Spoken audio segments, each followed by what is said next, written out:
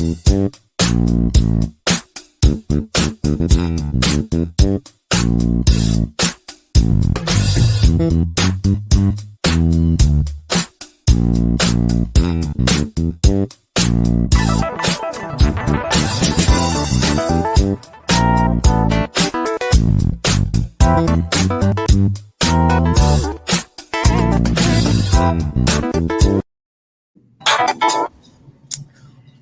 hello. Hello, hello.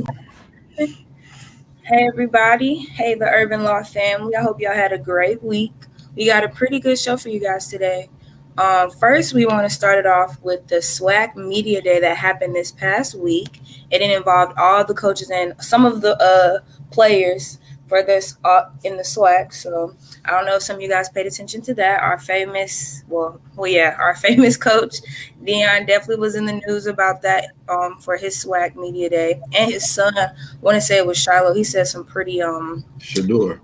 Yeah, Shador. That's what it was. Shador. He said some pretty I don't want to say, some people said he was boasting a little bit. He was very confident, but who knows? But I do know Dion, the stuff that's going on in the media.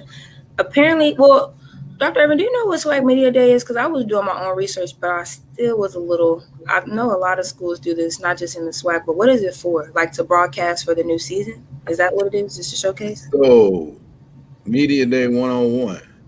Every major conference has a Media Day. Usually at conference, in the city of the conference headquarters, where all the coaches come in and they select 2 or 3 of their top players to come and speak with the media. They get a chance to give prognostications, forecasts, see how the coach is feeling about their team. And it's usually the signal that fall is here. That is like Christmas, one of the Christmas mornings in college football. You have others like the opening game, signing day, and then media day will be down the list because that means football is right around the corner. Yeah. And one thing that you should know is that most coaches are most talkative when their records are 0 wins, 0 losses. Oh, yes. A lot of people were very talkative. A lot of the players were. But I know for Dion, so what's been going on in the media lately about what he did on SWAC Media Day was apparently one of the reporters for just one of the, people reporting for one of their stations addressed him as Dion. He was just saying, no, don't address me as that. If it was Nick Saban, you wouldn't address me as Nick, you address me as Coach Saban. And then, the reporter was just like Dion, but he said it in a smirking way, like, yes, I do. I called Nick by his first name. And he was like, well, Dion. And Dion just got up from that interview and went on to the next interview. Right. How do you feel about that, Dr. Irvin? How do you feel about that? I feel good about it. I mean, here's the thing that you have to remember. In professional settings, if you've earned something and it's your decision as to whether or not you want to be addressed as coach or if you want to be addressed by your first name. But it is a professional setting. So if he wants to be addressed by coach, let him be addressed by coach. He didn't say this one reporter had to do it. I mean, he's been saying that since his initial press conference being introduced as coach, that he wanted to be called Coach Prime or Coach Dion or Coach Sanders. And he's earned that. He has most definitely done that. I look at it as, a respect thing, but not only that, like for you, Dr. Irvin, we was in class. I wouldn't just call you, Mr. Irvin. You earned that right to be called a doctor. So I just feel like it is a respect thing. Right. And, some people, I think a lot of my students, though, because in my, like at JSU in my class, we're talking about it, and they're just saying, well, it's not that big of a deal. His name is Dion. I was like, it's a respect thing. Yeah, it's all about respect. We got one more joining us on the road. Hey, Mr. Peters, can you hear us? Yeah, you look really weird with the camera in your lap. Yeah, I know, right? Yeah. He's dedicated, though, so I appreciate it. I appreciate the dedication. Yeah. So, I mean, and then the other thing. Go ahead, Liz. No, I just said I'm not driving, so don't worry. I was just telling the audience that. Well, that's good to know. But I was going to tell you, Kennedy, the other thing about that is the manner in which, and we talked about this offline a little bit. You remember I told you to think about the context? That's very Given the opportunity to correct himself or to respect Coach Prime and address him as he asked, he smirked and says, "Okay, yeah, Dion, at that point, you've told me where you are, so I can either take it or not." Coach Prime decided I'm not going to take that, and he moved on to the next set of interviews. Because what you have to exactly. remember about media day is there's one big assembly where everybody's up on the stage for photo ops, but there's another media room where there's breakouts where you have television, print media, online media, social media is now in the room, and so he decided to use his time wisely with other outlets that respect him. Very smart, as you should. How do you feel about it, Mr. Peters? I mean, same way. I mean, it was just it was disrespect, and it was intentional. He was, because he smirked about it. I think another thing that's going to get a lot of JSU fans happy about the season, though, recently they just released the new helmets, and it's like, I don't know if you guys seen it. I wish I could find a I picture. think that was a promo helmet. Really? Kennedy. Yeah, I think that was made for media day. I could be wrong, but I know there are new uniforms in tow. But trust me, they're not gonna wear the I don't know what you call That's it thing. that, No, they're not gonna wear it at every home game. They're not gonna wear it at every home game. yeah. In I wasn't fact, able to find a picture. I think that Go may ahead. just be for the Orange Blossom. That may just be for Orange Blossom Classic. Mm. It's like a silver helmet. My thing was though, it's silver everybody, and it says I believe on the side, Yeah, it's like a J2 if I'm not mistaken. But my thing is, if it's sunny and stuff, is the sun not gonna reflect off of their helmets? That's the long as it's reflected in our opponent's eyes, I don't have a right, problem with it. right. And then also, I wanted to say yesterday, if I'm not mistaken as well, they just revealed our truck, our big Yeah, football truck. I didn't really know that was a big thing, honestly, in college, period. So I saw JSU celebrate that as well. It was really nice. You saw yeah. our president standing in front of it as well. So hopefully it will get us excited. Now, the real question is leading us into our next topic. Do you think there will be a football season with this new wave of corona going on? Oh yeah, I think so. Um, I think so. Unless it just, and I mean, it's trending in the wrong direction right now. But something that we talked about a great deal is getting those vaccines, because what's happening now is you have the new Delta variant, and it's spreading a lot faster, and it's hitting the unvaccinated population really, really hard, to include, teens and children. Mississippi right now has uh, a stress level at the children's hospital for ICU beds and ventilators, and so that's something to look out for.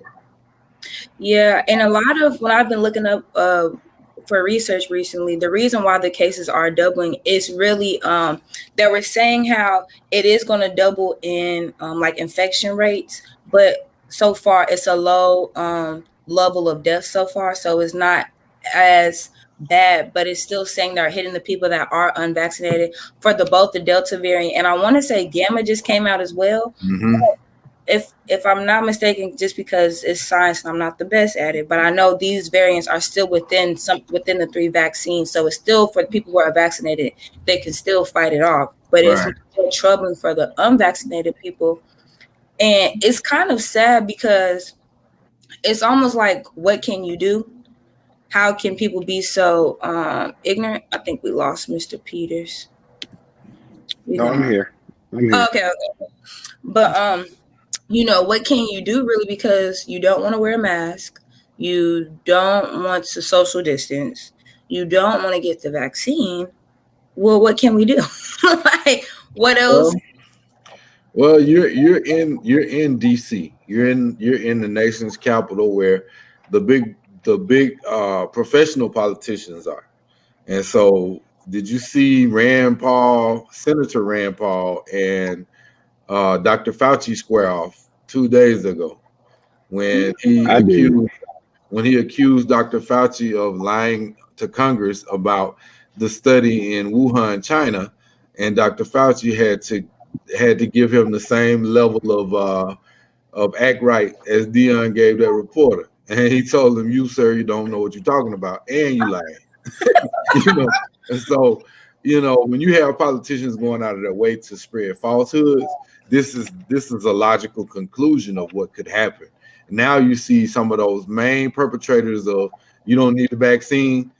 I'm thinking of Governor Ron DeSantis right now, who's begging his people to take the vaccine because the cruise ship industry and all those other tourist industries are saying, look, you're causing more harm than good, and we're not going to be able to open. We're going to continue to lose money, and we may have to relocate if you can't get it together when it comes to a vaccine. And prime example of that when it comes to tourism in the cruise industry is Cuba. That's one of the reasons why Cuba is in the detrimental state that they're in right now, is right there. Right. And I want to say it's funny how you brought up governors, because so the 3 states that are making up the new about 40% of the new cases is Florida, Texas, and Missouri. And I think that it is crazy, but Texas Governor Abbott, he said, I want to make sure I'm looking up exactly what he said. He said, it says the U.S. is averaging 34,056 new COVID cases each day, according to the data from Johns Hopkins University, a 55% increase over last week. Texas Governor Greg Abbott recently said he will not be implementing another mask mandate. He told CNN affiliate KPRC he believes enough immunity has been acquired through vaccines or exposure, and it would be inappropriate to force people who are already immune to wear a mask. And I don't know. I'm trying to, I guess, be calm, but it's just like, how do you know who's really immune to it? One. How do you know that? How do you know that?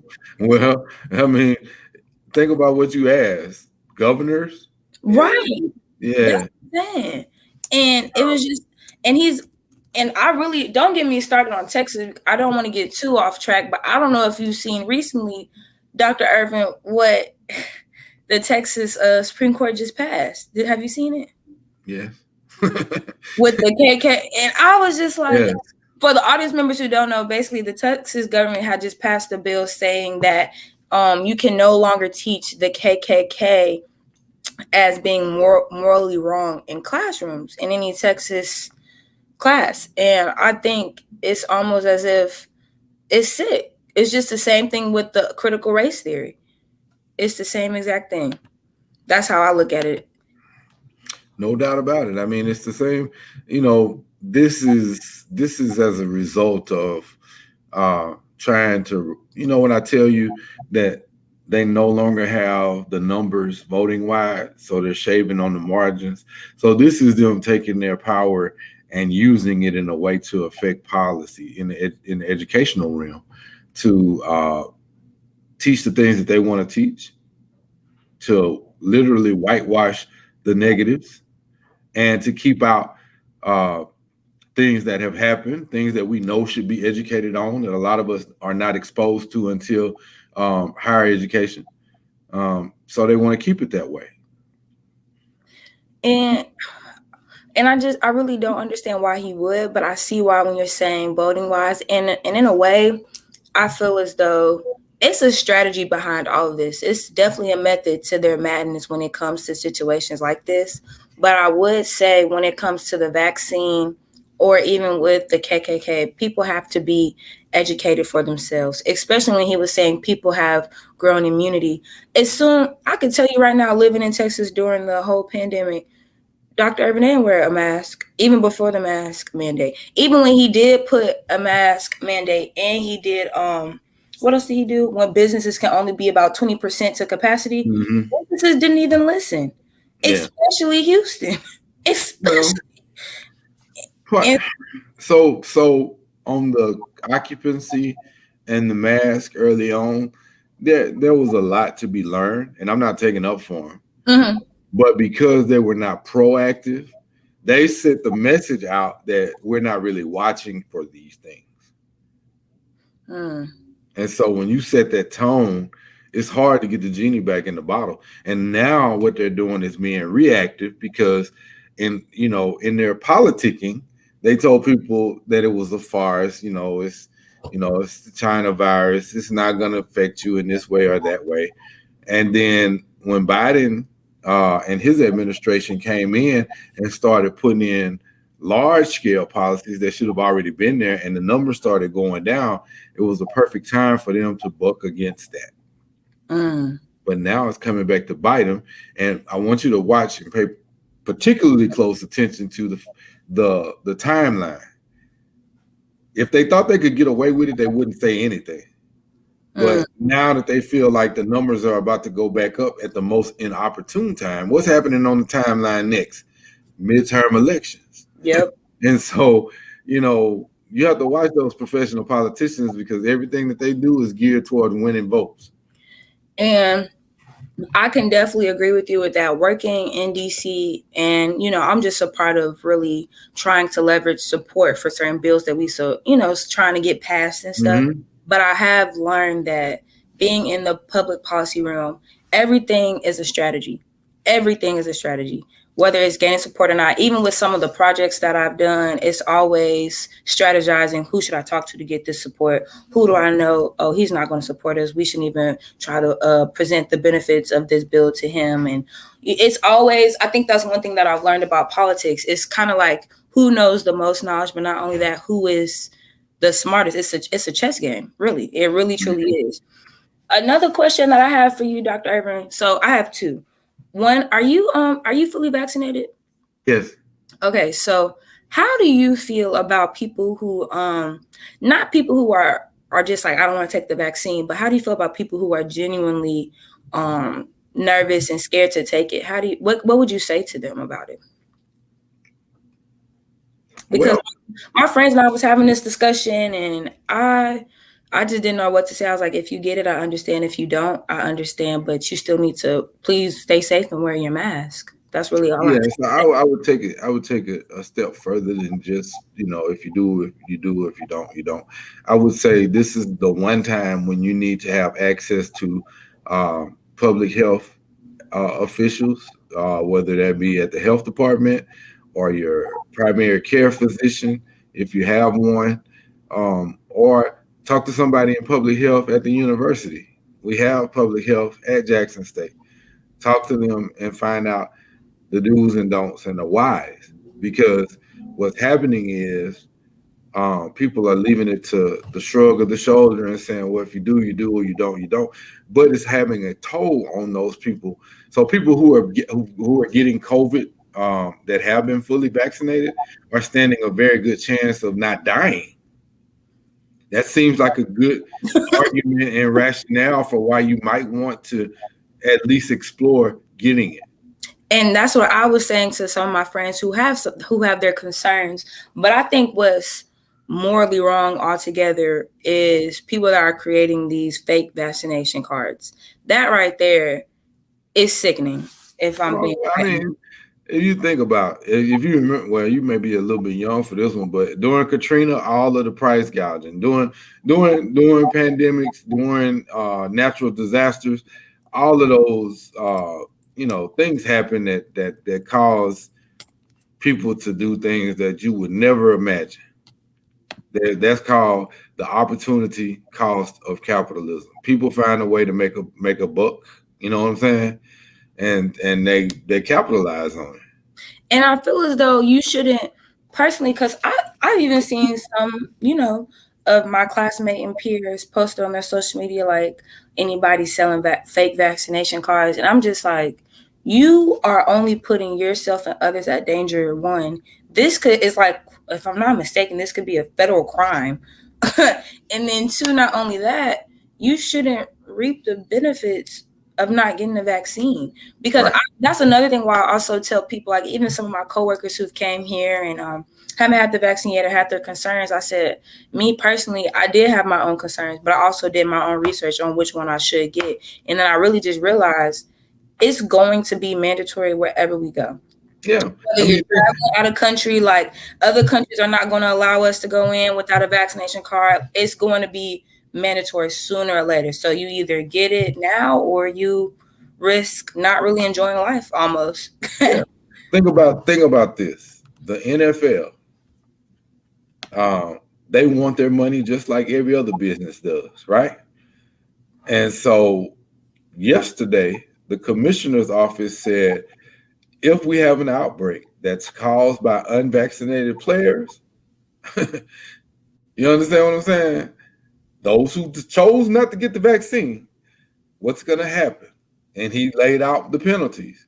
You will, one, if it's caused by unvaccinated players and we can prove it, you're going to forfeit that game. Wow. And it's not going to just be a blanket forfeit. It's going to count towards your playoff standing. So that affects the team. Two, if we can prove it's by unvaccinated players, then the players from that team may have to forfeit their game checks. So that means if you want to participate in the NFL, it's going to behoove you to go and get that vaccine. Yes, you have to. You have to. And I want to say Mr. Peters, who's joining us through the chat, he said Parkland Hospital in Dallas stated that last week that 100% of COVID hospitalizations were individuals that were not vaccinated. And that's the scary part right there. That's the part where I'm kind of edging some of my friends who are still that's okay if they're still completely on the edge about it, but I still want them to realize these are the consequences that come with it. And like you said earlier, you will have a better chance of fighting this off and a better chance of not dying if you get the vaccine. Yeah, to me, that's that's a good rationale, right, for approaching it. I mean, and then when you start looking at these variants, what they're finding is the spread is larger. So you run the risk of infecting more people if you happen to get it. Exactly. And okay, so since I look at you, Mr. Peters, as a very educated man. So, and I value y'all opinion. So this is one thing that people are starting to speak up on social media and everything, and it's talking about another lockdown. Now, personally, some of my friends have asked for you have a choice. Mr. Peters says you have a choice, but there are consequences. Yeah. Exactly. With every choice that you make, there's a consequence. Yeah. These consequences are just at a very higher stake. Yeah, it's a higher level. But people are saying, oh, we're going to go on another lockdown, or they're speaking it into existence. And me personally, looking at it as a political science major, I tell my friends, even though we possibly could be, I said, I don't see us doing it. I said, our economy can't take it, and I don't see government officials doing it. They know that they're going to purposely not shut down. Our economy is already in the hole with a lot of the bills and packages that they're trying to create to bring our economy back to life. But I said, we're not going to go back on a lockdown. But how do you feel? With your professional, educated opinion? I would say there are a couple indicators that you can look at. One, stay plugged into what Dr. Fauci and his team are talking about, because he's going to let you know if it starts going drastically in the wrong direction. So that's the first thing. Follow the science and follow the highest science level that you can that's going to be speaking to you. At the local and state level, same thing. Dr. Dobbs in state here in Mississippi, he's laying it out every day. Hey, we're getting back critical. We're getting back critical. Those are the things that are going to tell you whether or not we as a society can sustain being open. But look at it this way. There are a few people who are unvaccinated that are causing problems for everybody else that wants to be out in the world.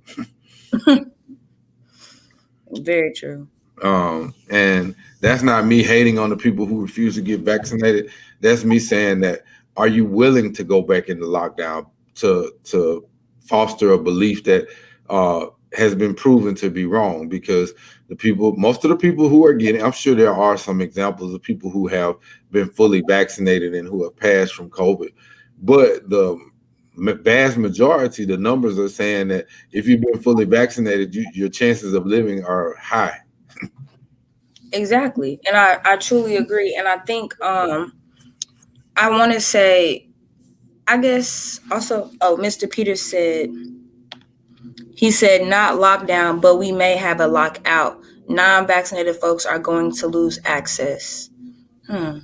Yeah, I mean that's a possibility. I mean, there's going to be some type of balancing between your constitutional rights and the greater good rights of health and safety of the general public. That's what he's talking about. And so watch Dr. Fauci, because they're going to start laying it out. And look at what the NFL just said, what I just told you. That is putting pressure on the unvaccinated population left amongst players to go and see their doctors and get vaccinated.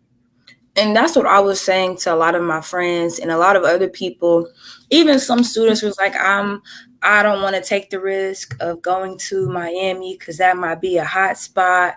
And I kind of had mixed emotions about it, because I feel as though if I'm staying safe, I'm doing what I have to do, and I'm vaccinated, I'm wearing my mask in the public, then I feel like everything should be fine. It's just going to be a hot spot for people who are not vaccinated. That's just how it's going to, I feel as though. I think it'll be a hot spot, period. Yeah, exactly. But here's the thing. If you've been vaccinated, then the mask gives you That's the real question. Do you want to so I mean, that's, hopefully we'll get it right. I mean, because now you're starting to affect the minor population, meaning the children. You got children here in Mississippi that are on ventilators.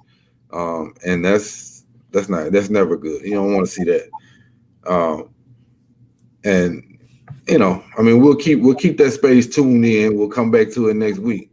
I put up some Twitter links for you to put up, because we were talking about Deion Sanders and Media Day and how it was perceived. And you and I had gotten into a conversation offline about how I feel like it benefits Jackson State. And so I wanted to show you the positive side of what's going on around the football program, more so than focusing on whether he walked out or not, because the media has their own reasons for framing him as a walkout. I mean, you look at the media, of course, they're gonna use that as a way to rip at Deion. But I'm telling you, the level of mentions for Jackson State makes people go and look and see what Jackson State is all about. And then when you start rolling out things like this, I don't know if you can open those up and show them to. Mm-hmm. I'm going to show you right now. I'm going to show them the hold up. I'm going to show them this one. Can you see it, Mr. I can. You may have to blow that picture. I don't know how to blow the picture up of the helmet. So the helmet's right here. Yeah, that's the helmet you were talking about. I personally don't like that helmet, because I believe is not a part of Jackson State's official, Okay, when we're done showing this, I actually want to get it. I want to talk to you about that as well, Dr. Irvin. So here's also the stage. Okay, I've never seen this. So I have a question, Dr. Irvin. Before COVID, was this open to the public or no? This type of media day is usually for the media, and it's usually televised. Okay. And it's normally set up just like this. Pre-COVID, it was set up like this. You just would have people milling around. You have the different universities, and then you'll have the people from the commissioner's office, from the conference, and then you have the stage set up where you have all of the top players that were invited. They have their segment. Then you have the coaches segment, and then you have the commissioner segment. Okay. And so that gives all the local media and the national media a chance to gather and talk to people at the same time. Now, this is one of the things that I'm very, very excited about, and this is a new practice field. Yes, I am as well. I just really hope. I saw this as well, and I was so happy. But the thing is, I really hope they get a new track. That's a whole show in and of itself. I hope it's a new track, because working out on that track during the school year was definitely a hassle. It wasn't the best, but this looks really, really nice. I wish I could bring up, I didn't really take pictures of it because, that wasn't, at the time, that didn't cross my mind, but I really wish I could show you guys before and after pictures of how that field looked. Yeah, I And mean, here's also the this is the big reveal of the bus of the truck. Very nice. I like it. yeah, yeah. Here's some of the cheerleaders. I actually know a few of them actually too.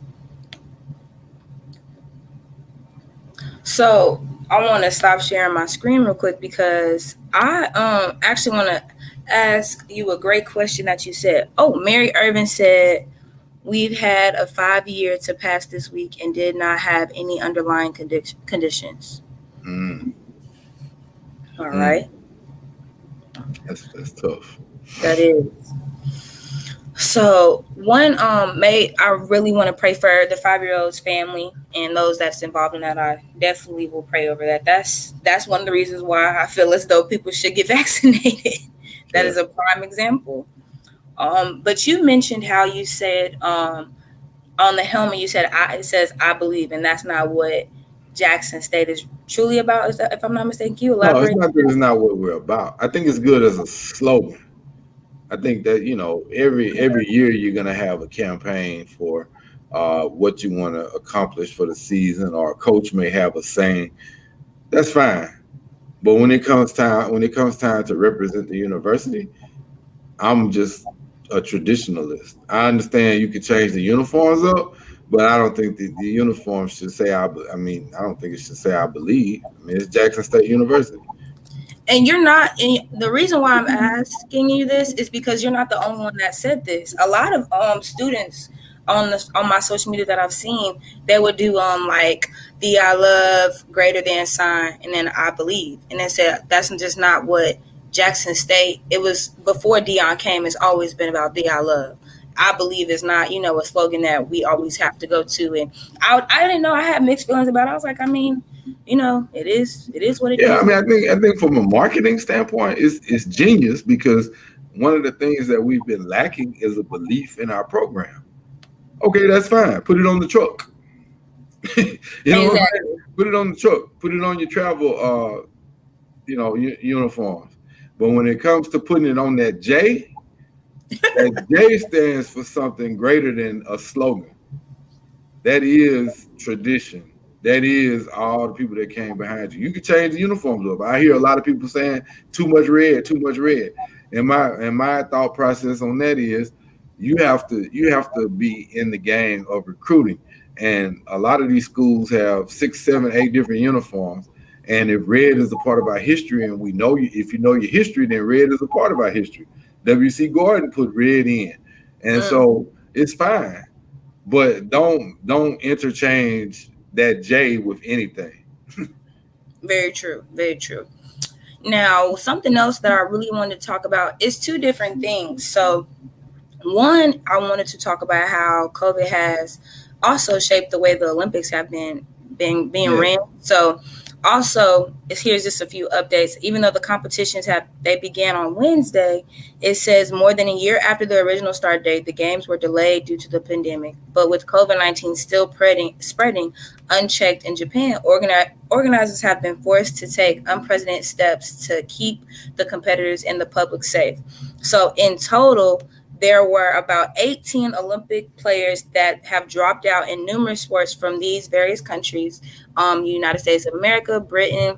I don't really know how to pronounce this, but it's Czech Republic is CZECH. I'm sorry. The Czech Yeah, Republic. yeah, Czech Republic, Mexico, South Africa, Australia, Chile, Netherlands, and Russia. And the five players that have dropped out for the U.S. team is Katie Lou Samuelson. She's on the U.S. women's 3x3 basketball team. Mm-hmm. Coco Gauff, she's with the USA's women's tennis. Yes. Kara Eaker, she's with the women's gymnastics.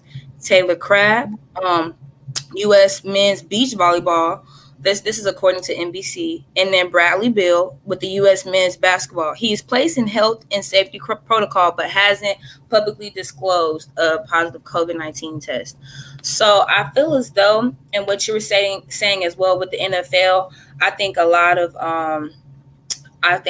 players are also looking at this in an aspect of my safety comes first. And also I think they're starting to realize I personally don't think all the Olympic players have been vaccinated. I don't know if that was a requirement. I need to look into that.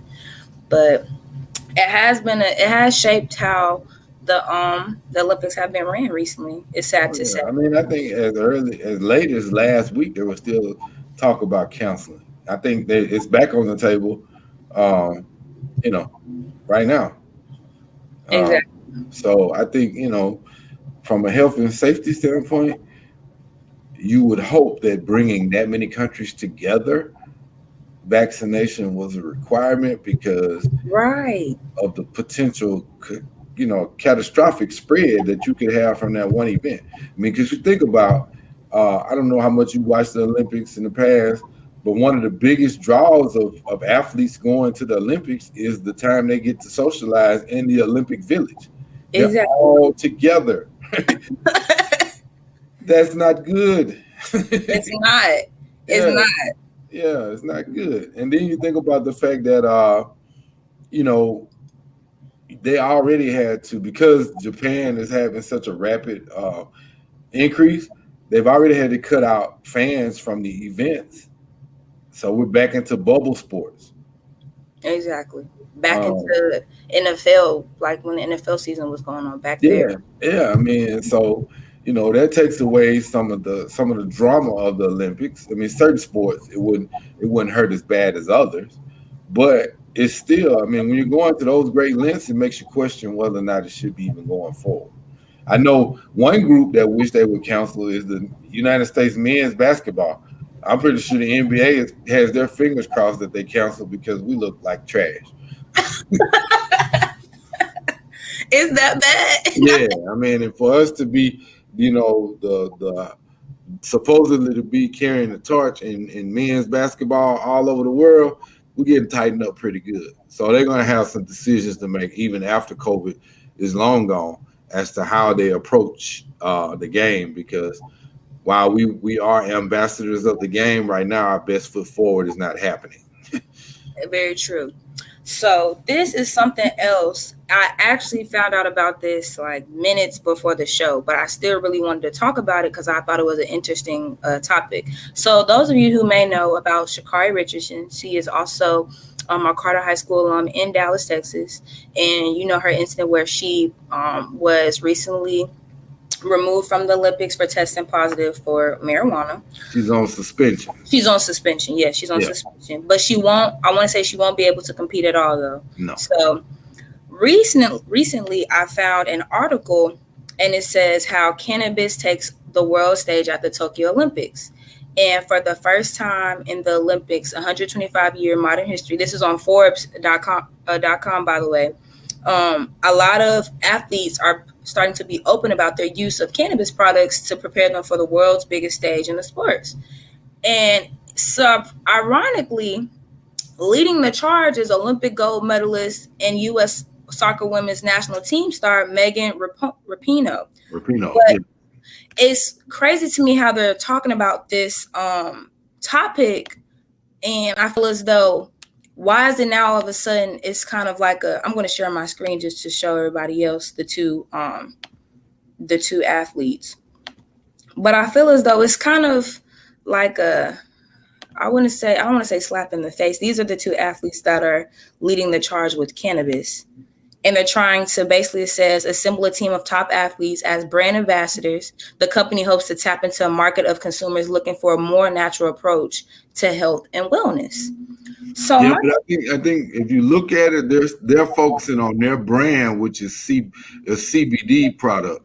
So you got to highlight the differences between CBD and marijuana. Marijuana has THC, and that's what's causing them to fail the drug test. CBD is, even though part of it comes from the marijuana plant, it doesn't have the female in it. I believe it's the female that causes THC to be in such high dosage units that it caused a failed test. okay, So and I'm glad you cleared that up. yeah, that's the difference. Because I was really gonna get into it. I was gonna say, how is it that they in the media they vilified Shakari for doing this, but then two white women can be the face of something like this. So that's why I thought it was kind of interesting. I was like, man, Normally CBD, you can read up on it, but CBD doesn't necessarily. It has all of the medicinal properties of THC. Now, in my opinion, there's nothing wrong with THC in that, from a medicinal standpoint. The problem is that the state and federal laws have not caught up with where society is. And so, like Leslie said earlier, you can do what you want to do, but there are going to be consequences. In Sha'Cari's case, she knows that the Olympic Federation for Track and Field tests for THC, and so she's already spoken on it. She knew she was wrong. She took her suspension. I don't think she really wanted to run in the relays because her suspension is over in time for her to run the relay. Like she said, if they can't let me run my individuals, then I don't really want to do the team. But no, I think. But when I was looking up, because it was a up and like going story, so of course it would kind of change with the updates. But if I'm not mistaken, I thought they said she wasn't going to be allowed. Period. It wasn't if she wanted to run or not with it when it came to the relays. They kept her name off of the relay list. They replaced her with alternate, but they could have as easily let her run because the suspension is up in time for the relay portion. Okay. Because she only had a 30-day suspension. Yeah, but I do think everything happens for a reason. I can see both sides of why. I mean, everything, it's always the consequences with your actions, and I do see that. But I think a lot of people also have to realize where she was smoking that marijuana. Yes, it was legal in Oregon, but it wasn't legal just in all 50 United States, and it wasn't really approved by the Federation, the Olympic Federation. So it's all understanding. But one thing I will say, I am happy that she's still moving along great and well. She still was able to keep her Nike deal, and she has a new Beats by Dre deal. So she's living great. Yeah, she is. She'll be back. I think for young athletes, young students, you have to understand the opportunity cost. She cost herself greatly. I think she's recognized that, and she'll be better for it. But you got to know what you're getting yourself into. If you're going to be operating on that large of a stage, you need to know all the rules. You can't just know the Oregon rules. So when you say about opportunity cost, realize if you make this consequence, you can lose so much opportunity. Yeah. Okay. I mean, she'll have the opportunity to bounce back from it, but that opportunity is not guaranteed. That is very true. Who's to say another young freshman from LSU won't come through and knock her off the throne, Very true. And it takes years to prep for this. So why that one incident? Right. Very, very true. Yeah. Well, everyone, that is all I have for today's show. This was very informing, very entertaining. What you have any last words you'd like to say? Yeah, before we get to last words, what I was going to tell you about brand awareness, which kind of ties into this story because she's getting some brand awareness because she's still going. The thing that I was telling you about Dion, Jackson State has been in the news even before Dion ever came around. But what is happening is we're reaching critical mass because the timing and the influx of information that's out there with social media, 24-hour news cycles, and Dion, it puts Jackson State at the forefront of social media. So even in a case where all these news outlets are vilifying him for getting up and walking out for what we deem as disrespect, it still mentioned Deion Sanders, coach of Jackson State University. Very true. That is free media that's going across the entire world for Jackson State. And so we need to be in a position where we can capitalize off of that. Yep, good publicity and bad publicity is still publicity at the end of the day. So that's right. And our name is still out there. So I'm definitely excited for this season. I pray, I truly pray and believe that COVID will slow down towards the end of this year, hopefully, if we act right as a nation. I am excited for this football season. I'm excited to hopefully have a semi-normal year. I have not had a normal year of college yet, and I will be a junior. Look, we want you to at least have 1 year of just 1 year normalcy. At least one. I just need one. So although what I will tell you is things like this you will always look back on. 1995 was my first year of law school. What happened in 1995? The OJ trial. Wow. And so some of the things that we argued about in the little cafe across the street, I mean, that's stuff that shaped my legal career. So you'll look back on the age of COVID fondly at times and not so fondly at other times. Very true. I will say COVID taught me the most though is it taught me how my character is. Taught me how no matter what you can bounce back and what true character really is. So I definitely will say that. And it brought my relationship with God even closer. So I'm definitely grateful for, everything happens for a reason regardless. And it's gonna be something better on the outside of this. So yeah. All right. I hope you were not just praying for toilet paper. And paper towels. Yeah. And Lysol. And Lysol. And wipes. You gotta don't forget about the wipes either. Yeah. No doubt. That is very true. I think you did a wonderful job with the show today. Leslie, travel safely. Yes. And keep doing what you're doing. What you got a couple more weeks left before you shut it down in DC. So shake a lot of hands, get a lot of email addresses, and it'll serve you well in the future. Yes, sir. Thank you so much. Hopefully we'll see you guys next Friday. Y'all have a great weekend. Bye, everybody.